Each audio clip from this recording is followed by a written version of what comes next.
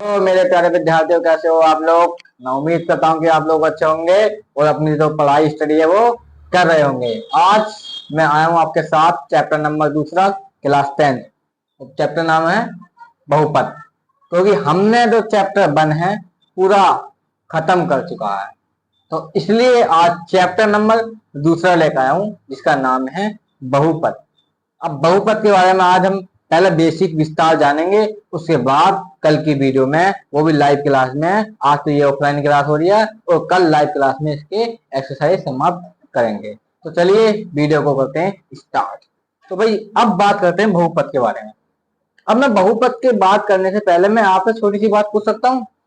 हाँ, तो पूछ सकता हूँ कि बात यह है कि मुझे पूर्ण संख्या बताओ क्या होती है। पूर्ण संख्या, पूर्ण संख्या बताओ क्या होते हैं। तो आप कहेंगे कि पूर्ण संख्या वह संख्या होती है। पहले तो आप प्राकृतिक संख्या जानते हैं, प्राकृतिक संख्या जानते होंगे, ठीक है, तो जानते होंगे। तो प्राकृतिक संख्या वो होती है एक से लेकर अनंत तक। अब परिभाषा है इसकी कि गिनने वाली संख्या को, गिनने वाली संख्याओं को हम क्या कहते हैं? प्राकृतिक संख्या कहते हैं। और ये कहाँ तक होती हैं? ये एक से लेकर अनंत तक होती हैं। अब बात करते हैं पूर्णांक संख्या की ना, खाली पूर्ण संख्या की। पूर्ण संख्या की तो पूर्ण संख्या क्या होता है? देखो, प्राकृतिक संख्याओं में जीरो मिलने से, तो प्राकृतिक संख्याओं में जीरो मिलने से क्या बनती है? हमारी क्या बनती है? पूर्ण संख्याएं बनती है। ठीक है, प्राकृतिक संख्याओं में जीरो मिलने से पूर्ण संख्याएं हमारी बनती हैं। ठीक है, अब पूर्ण संख्याएं पता चल गई आपको। जीरो मिलाएंगे हम तो क्या बन जाएगी? पूर्ण संख्याएं बन जाएंगी। अब पूर्ण संख्याएं आपको बताएं कि क्या होती हैं, बताओ पूर्ण संख्या। अब बता दी मैंने, आप मुझे, आपका काम है कि मुझे कमेंट में बताना। भाई गर्मी बहुत है।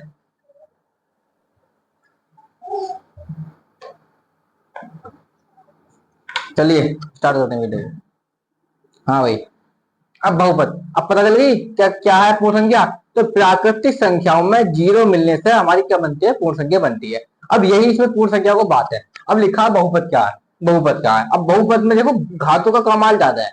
ठीक है, तो हम क्या कहेंगे? हम ये बोल देंगे कि जिन व्यंजकों में चर की घात, जिन व्यंजकों में चर की घात कोई पूर्ण संख्या हो, पूर्ण संख्या हो, तो वह क्या कहलाता है? बहुपद कहलाता है।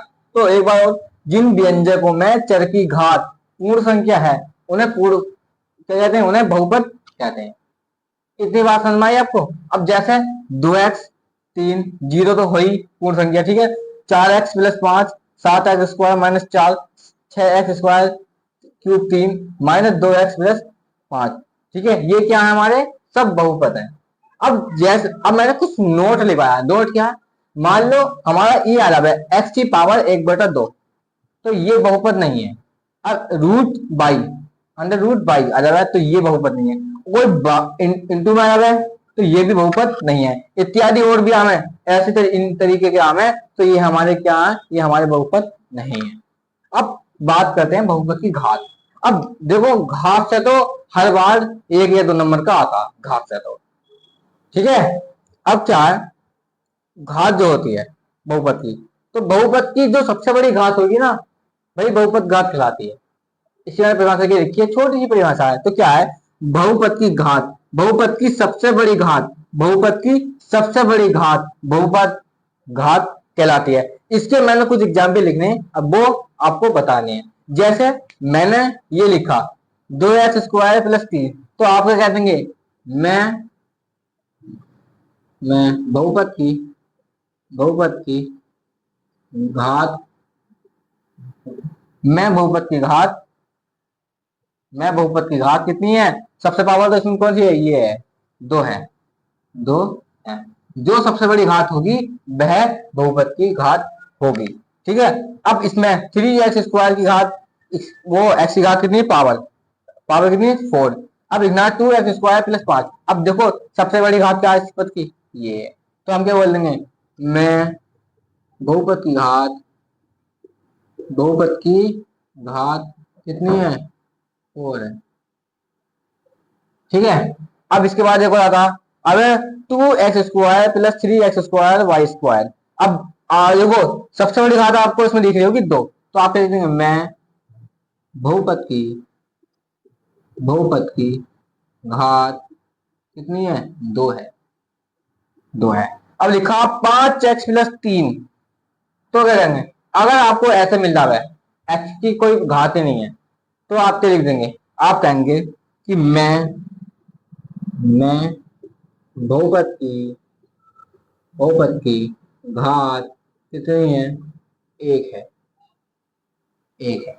अब बात इसी तरह 3 की। अब 3 की तो आगे कोई एक्स है ही नहीं, ना वाई है, तो क्या करेंगे? हम बोल देंगे कि मैं बहुपद की घात बहुपद की घात कितनी है? 0 है। बताइए, ये हो गई हमारी बहुपद की घात। अब मैंने जितना पढ़ाया आपको रिकैप करा देता हूँ इसका। तो बहुपद क्या है? तो बहुपद क्या है? जिन व्यंजकों में चर की घात कोई पूर्ण संख्या हो, उन्हें क्या कहते हैं? बहुपद कहते हैं। अब ये मैंने कुछ बहुपद लिखवाए हैं, और कुछ इस टाइप के आलम है, इस टाइप के कि पावर आ रही है, भाग में पावर आ रही है, और अंडर रूट में पावर आ रहा है। तो ये हमारे क्या, ये हमारे बहुपद नहीं है। अब बहुपद की घात, अब बहुपद की घात क्या है? तो बहुपद की घात सबसे बड़ी घात जो होती है, सबसे बड़ी घात पद की, किसी भी पद की सबसे बड़ी घात जो होती है वो बहुपद घात कहलाती है। यही बात मैंने इसमें लिखी है कि बहुपद की सबसे बड़ी घात बहुपद घात कहलाती है। ठीक है। अब मान लो ये मैंने एग्जाम्पल दिए हैं, अब इस एग्जाम्पल में से इस टाइप के ही पूछे जाते हैं पदों के आधार पर बहुपद। अब पदों के आधार पर कितने होते हैं पता लगाओ। तो पदों के आधार पर 3 होते हैं। कौन से? पहला होता है एक पदी बहुपद। एक पदी बहुपद जिसमें एक पद हो, जैसे 3x 2 4xy x² y, ये कौन सा हमारा? एक पदी है। अब द्विपद कौन सा? द्विपद जिसके अंदर मान के चलो मैंने 2 लिखा, 2x लिखा, अब उसे प्लस से जोड़ दिया मैंने, तो प्लस से जोड़ा, वो कौन सा हो गया? वो द्विपद हो गया। अब त्रिपद क्या? मैं उसके अंदर 2 प्लस या एक प्लस आया या माइनस आगा, या दोनों प्लस आएंगे, 2 चिन्ह आएंगे। मान लो मैं इसकी एक ट्रिक बता दूं मैं, ठीक है, जहां कोई चिन्ह नहीं मिला, कोई चिन्ह नहीं मिला, केवल 3x या 2x मिला है, तो वो एक पदी। जहां एक चिन्ह मिला है प्लस का हो चाहे वो माइनस का, तो वो द्विपदी। जहां 2 चिन्ह मिले हैं, 2 चिन्ह, एक प्लस का हो गया एक माइनस का हो गया, तो वो त्रिपदी। अब चाहे वो प्लस के चिन्ह कराओ, चिन्ह से कोई मतलब, चिन्ह कोई से हो सकते हैं, लेकिन ये थोड़ी सी बात थी। तो भाई द्विपदी बहुपद क्या है? जैसे 3x+5, 2 पद हो गए प्लस जोड़ दिए, 6x² + y, 2 पद, 3x²y² + 3 7x, कौन सा? इत्यादि। ठीक है। अब 2x² + 3x + 1, इसमें 2 चिन्ह मिलने, तो कौन सा? त्रिपद। 7xy + 3y + 2, 2 चिन्ह मिलने, तो कौन सा हो गया? त्रिपद हो गया है हमारा। ठीक है। अब क्या है? अब घातों के आधार पर बहुपद तो कितने होते हैं?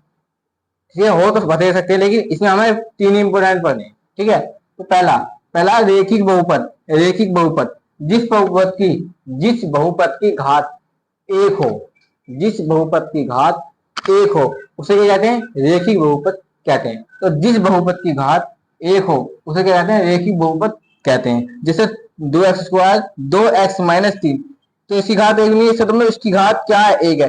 जिसकी घात लगी नहीं होती इसका मतलब एक घात होती है। अब लिखा है 2y + 3, इसकी घात क्या है? 1 है। x - 3 × 14 है, तो क्या इसकी घात? 1 है। ठीक है। अब है द्विघात। अब द्विघात क्या? जिस बहुपद की घात 2 हो उसे कहते हैं द्विघात बहुपद कहते हैं। जैसे लिखा हमने 3x² y² + 3y, 8x² + 7x + 3, 8x² + 2/3 x + 6। ये क्या है? हमारा एग्जाम्पल है, काय के हैं? द्विघात बहुपद के हैं। तो द्विघात बहुपद का मानक रूप, द्विघात देखो तो द्विघात होती है। अब द्विघात क्या होता है? जिसकी घात 2 हो। ठीक है। अब इसका मानक रूप भी होते हैं, इन दोनों रेखिक के नहीं होते मानक रूप, लेकिन द्विघात और त्रिघात के मानक रूप होते हैं। ठीक है। तो द्विघात जो था, और द्विघात बहुपद का मानक रूप क्या है? ax² + bx + c के रूप में होता है। लेकिन एक अपवाद है। अपवाद क्या है? कि a बराबर नहीं होना चाहिए 0 के। अगर a बराबर 0 है तो वो क्या है? हमारा मानक रूप सिद्ध नहीं हो सकता। ठीक है। अब जैसे द्विघात बहुपद का द्विघात, अब है त्रिघात। द्विघात हो चुका हुआ सब, अब है हमारा त्रिघात। अब त्रिघात बहुपद क्या है? तो त्रिघात जिस जिस बहुपद की घात 3 हो, जिस बहुपद की घात 3 हो, वह हमारा त्रिघात बहुपद कहलाता। ठीक है। तो जिस बहुपद की घात 3 हो उसे त्रिघात बहुपद कहते हैं। ठीक है। इसका मानक रूप क्या होता है? इस त्रिघात का मानक रूप क्या होता है, a x cube plus b x square plus c x plus d के रूप में होता है, अपवाद ए बराबर नहीं होना चाहिए 0 के। ठीक है, अब इसके कुछ त्रिघातीय एग्जाम्पल लिखे हैं मैंने, जैसे 2y cube plus 3x square plus 4x cube plus 5x plus 6, ठीक है, फिर plus 5x cube plus 2y square plus 3 इत्यादि। ठीक है, अब क्या है, अब शून्यांकों की संख्या, मान लीजिए हमें रैखिक बहुपद में है, एक रैखिक बहुपद है हमारे पास, तो उसके लिए हम क्या रखाएंगे, के। ठीक है, मान लीजिए हमें द्विघात बहुपद दिया है, तो उसके लिए अल्फा और बीटा, अल्फा और बीटा। अब त्रिघात बहुपद में अल्फा बीटा गामा, ये हमें दर्शाने होंगे। ठीक है, अब लिखो, अब लिखा है रेखिक के मूल। अब रेखिक कहाँ जाए, किसी भी बहुपद में जब रेखिक की बात की जाएगी तो इस सूत्र का प्रयोग करेंगे। क्या प्रयोग करेंगे कि के बराबर माइनस का बी बटे ए, ये हो गया हमारा पूरा रेखिक का सूत्र। अब चलिए पहले तो हमने देख लिया कि अगर बात होती है रेखिक के बारे में, रेखिक बहुपद में, तो क्या करेंगे हम, के बराबर माइनस का बी बटा ए, ये तो हो गया हमारा रेखिक का। अब बात करते हैं हम द्विपद, मान लो द्विघात बहुपद के लिए है, तो अब हमें निकालना है उसका, पहले निकालना है उसका योगफल। तो योगफल की तो क्या लिखेंगे, मूलों का योगफल अल्फा बीटा वो अल्फा प्लस बीटा बराबर बी माइनस का बी बटा ए, ये तो हो गया योगफल। अब निकालना है गुणनफल। योगफल के माने होता है जोड़ना, अब गुणनफल का मतलब होता है गुणा करना। तो अल्फा बीटा, अगर इसका निकालना हमें द्विघात बहुपद का मूलों का गुणनफल निकालना है, तो अल्फा बीटा बराबर सी बटा ए हो जाएगा। ठीक है, अब क्या, अब बात करते हैं त्रिघात बहुपद के लिए। तो त्रिघात बहुपद के लिए मूलों का योगफल मतलब जोड़ना, तो alpha plus beta plus gamma plus minus का बी बटा ए, ये हो गया। और इसका गुणनफल की बात करते हैं, तो अल्फा बीटा गामा बराबर माइनस का डी बटा ए। तो आज का ये हमारा था बेसिक। ठीक है, अब पूरा बेसिक इस चैप्टर का मैंने समाप्त कर दिया है। अगर आपको इसके सवाल आसान करने हैं, तो ये वाला सूत्र, ये वाला सूत्र और ये वाला सूत्र और ये वाला सूत्र रट लो। ठीक है, तो मिलते हैं अगली वीडियो में सवालों के साथ, एक्सरसाइज के साथ। अभी के लिए जय हिंद, जय भारत।